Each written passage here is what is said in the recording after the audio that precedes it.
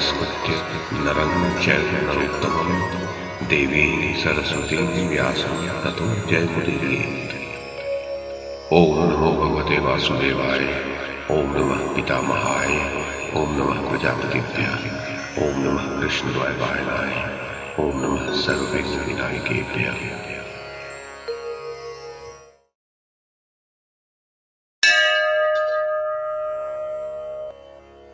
वैशंपायन जी कहते हैं, जनमेजय, धृतराष्ट्र ने कहा, विदुर, ये पुरुष ऐश्वर्य की प्राप्ति और नाश में स्वतंत्र नहीं है। ब्रह्मा ने धागे से बंधी हुई कठपुतली की भांति इसे प्रारब्ध के अधीन कर रखा है। अतः तुम कहते चलो, मैं सुनने के लिए धैर्य धारण किए बैठा हुआ हूं। विदुर जी बोले, भारत, समय के विपरीत यदि बृहस्पति भी कुछ बोलें तो उनका अपमान ही होगा और उनकी बुद्धि की भी अवज्ञा ही होगी। संसार में कोई मनुष्य दान देने से प्रिय होता है, दूसरा प्रिय वचन बोलने से प्रिय होता है और तीसरा मंत्र तथा औषध के बल से प्रिय होता है। किंतु वास्तव में जो प्रिय होता है वो सदा ही प्रिय रहता है।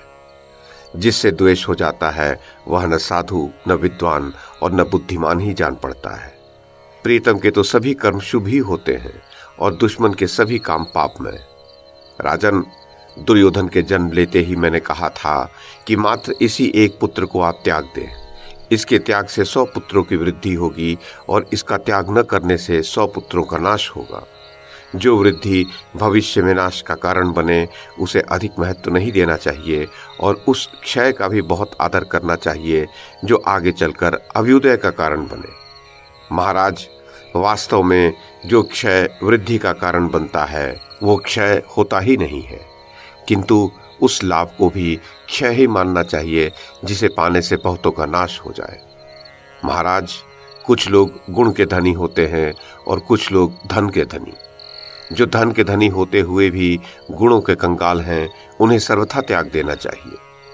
धृतराष्ट्र ने कहा, विदुर, तुम जो कुछ कह रहे हो परिणाम में हितकर है।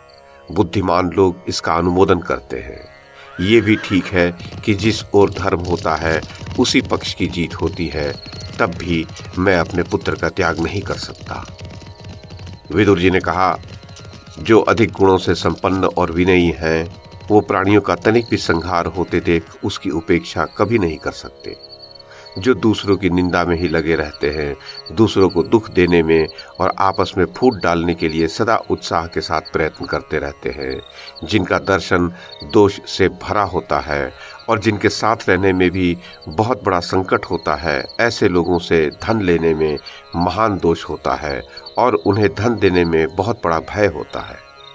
दूसरों में फूट डालने का जिनका स्वभाव है, जो कामी, निर्लज्ज, शठ और प्रसिद्ध पापी होते हैं, वे साथ रखने के अयोग्य, निंदित माने गए हैं। उपर्युक्त दोषों के अतिरिक्त और भी जो महान दोष हैं, उनसे युक्त मनुष्यों का त्याग कर देना चाहिए। सौहार्द भाव निवृत्त हो जाने पर नीच पुरुषों का प्रेम नष्ट हो जाता है। उस सौहार्द से होने वाले फल की सिद्धि और सुख का विनाश हो जाता है। फिर वह नीच पुरुष निंदा करने के यत्न करता है। थोड़ा भी अपराध हो जाने पर मोहवश विनाश के लिए उद्योग आरंभ कर देता है। उसे तनिक भी शांति नहीं मिलती। उस प्रकार के नीच, क्रूर और अजितेंद्रिय पुरुषों से होने वाले संग पर अपनी बुद्धि से पूर्ण विचार करके विद्वान पुरुष को चाहिए कि उन्हें दूर से ही त्याग दे। जो अपने कुटुंबी, दरिद्र, दीन तथा रोगी पर अनुग्रह करता है, वह पुत्र और पशुओं से समृद्ध होता और अनंत कल्याण का अनुभव करता है। राजेंद्र, जो लोग अपने भले की इच्छा करते हैं, उन्हें अपने जाति भाइयों को उन्नतिशील बनाना चाहिए। अतः आप भली भांति अपने कुल की वृद्धि करें। राजन, जो अपने कुटुंबी जनों का सत्कार करता है वो कल्याण का भागी होता है। भरतश्रेष्ठ, अपने कुटुंब के लोग गुणहीन हों तो भी उनकी रक्षा करनी चाहिए। फिर जो आपके कृपाभिलाषी एवं गुणवान हैं, उनकी तो बात ही क्या है।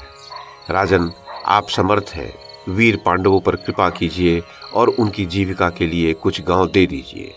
नरेश्वर, ऐसा करने से आपको इस संसार में यश प्राप्त होगा। तात, आप वृद्ध हैं, अतः आपको अपने पुत्रों पर शासन करना चाहिए। भरतश्रेष्ठ, मुझे भी आपके हित की ही बात कहनी चाहिए।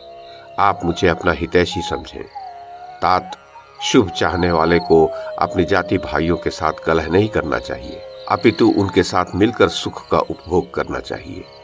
जाति भाइयों के साथ परस्पर भोजन, वार्तालाप एवं प्रेम करना ही कर्तव्य है। उनके साथ कभी विरोध नहीं करना चाहिए। इस जगत में जाति भाई तारते और डुबाते भी हैं। उनमें जो सदाचारी है वे तो तारते हैं और दुराचारी डुबा देते हैं। राजेंद्र, आप पांडवों के प्रति सद्व्यवहार करें।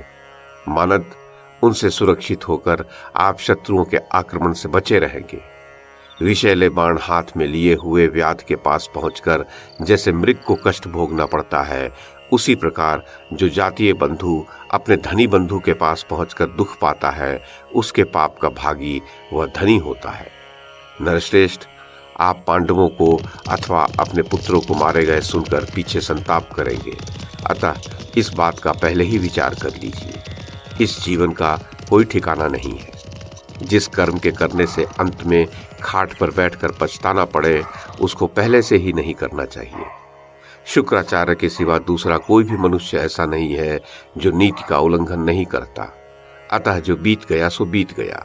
अब शेष कर्तव्य का विचार आप जैसे बुद्धिमान पुरुषों पर ही निर्भर है। नरेश्वर, दुर्योधन ने पहले यदि पांडवों के प्रति यह अपराध किया है तो आप इस कुल में बड़े बूढ़े हैं, आपके द्वारा उसका मार्जन हो जाना चाहिए। नरश्रेष्ठ, यदि आप उनको राजपद पर स्थापित कर देंगे तो संसार में आपका कलंक धुल जाएगा और आप बुद्धिमान पुरुषों के माननीय हो जाएंगे।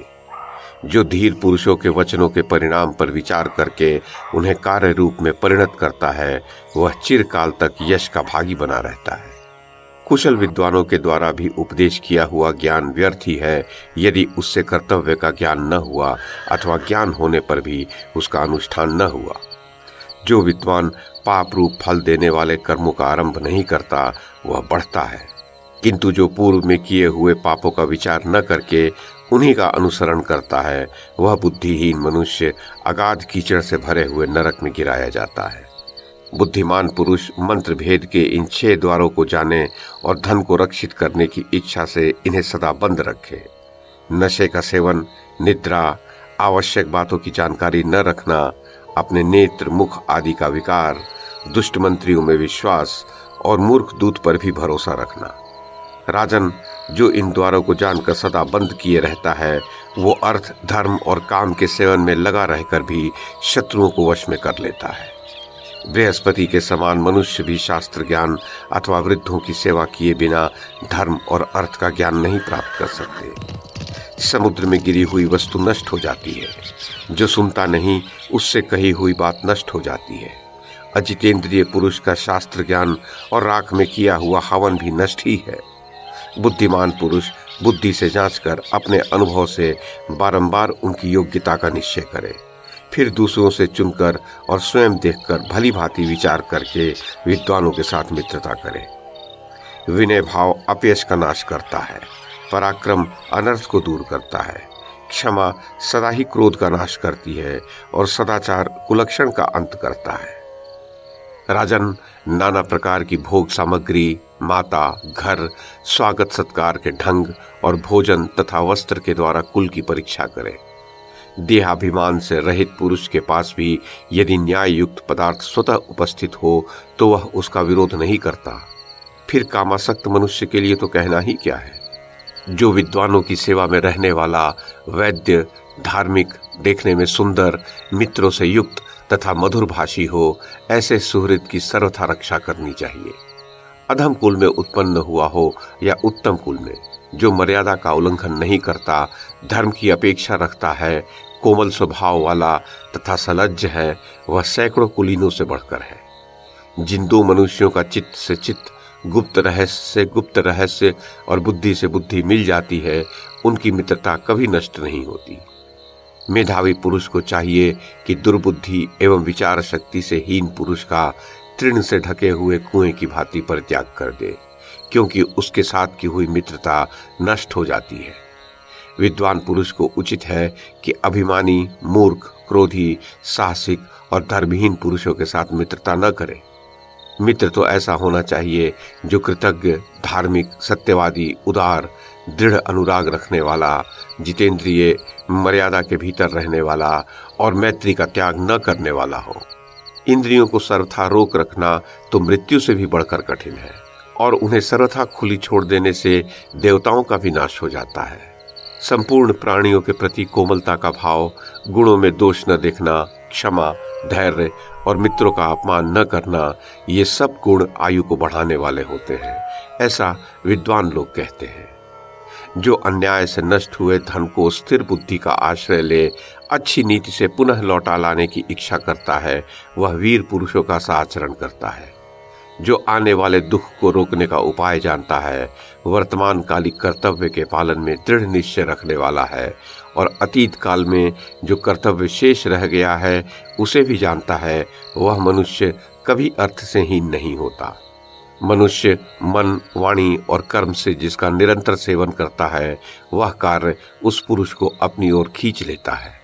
अतः सदा कल्याणकारी कार्यों को ही करे।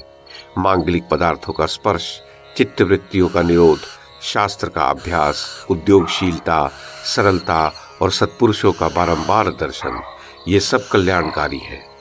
उद्योग में लगे रहना धन, लाभ और कल्याण का मूल होता है।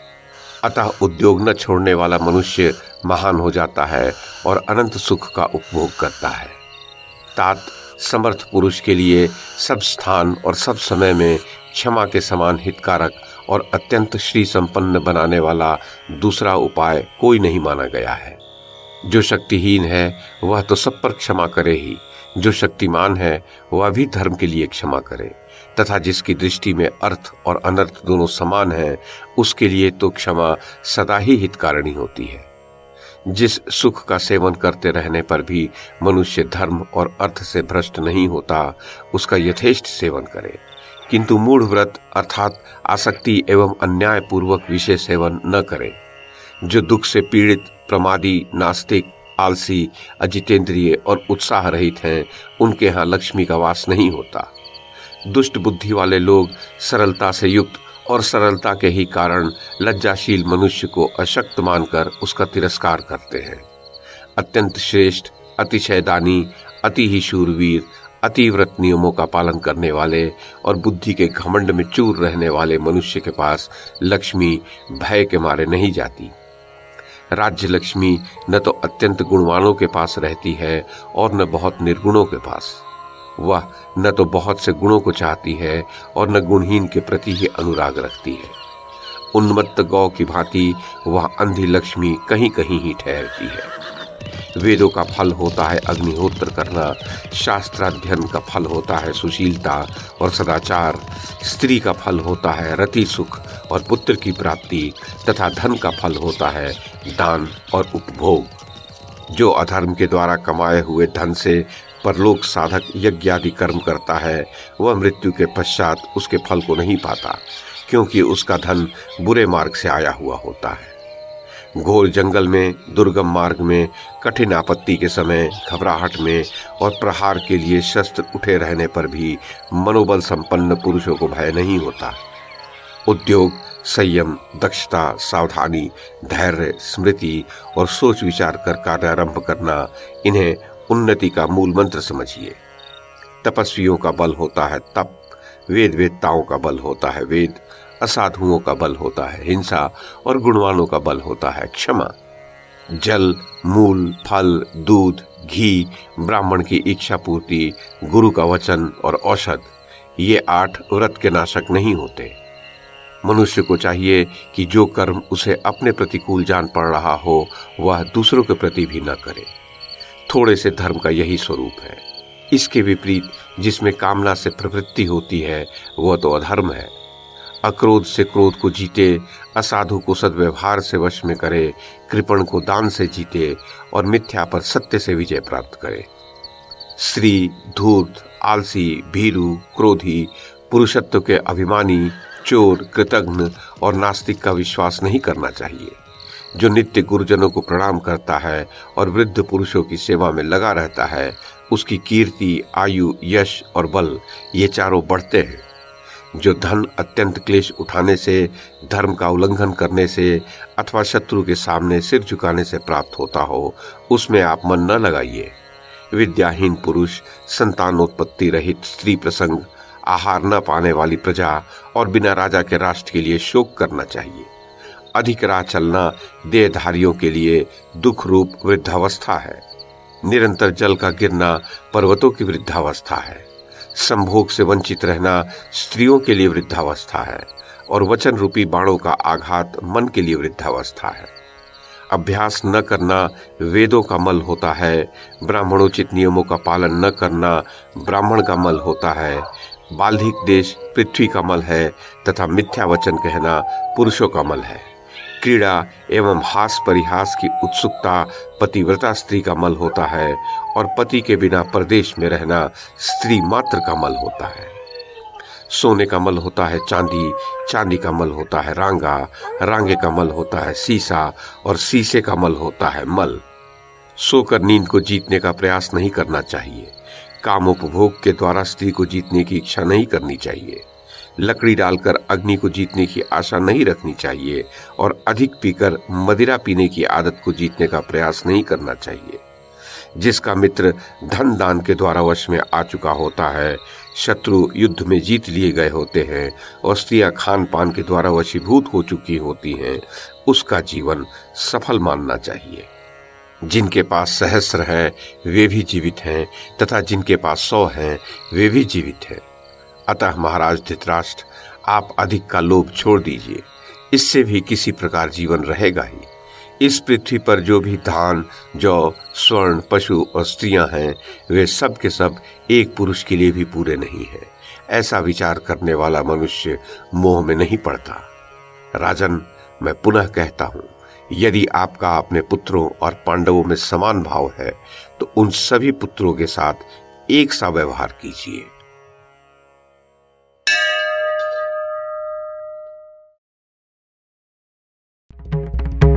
YouTube के माध्यम से महाभारत की कथा को एक श्रृंखला के रूप में प्रस्तुत करने का हमारा ये प्रयास यदि आपको सराहनीय लगा हो तो कृपया इस कड़ी को लाइक और शेयर करें, चैनल को सब्सक्राइब करें और बेल आइकन को दबाएं। साथ में अन्य लोगों को भी देखने के लिए प्रेरित करें। धन्यवाद और नमस्कार।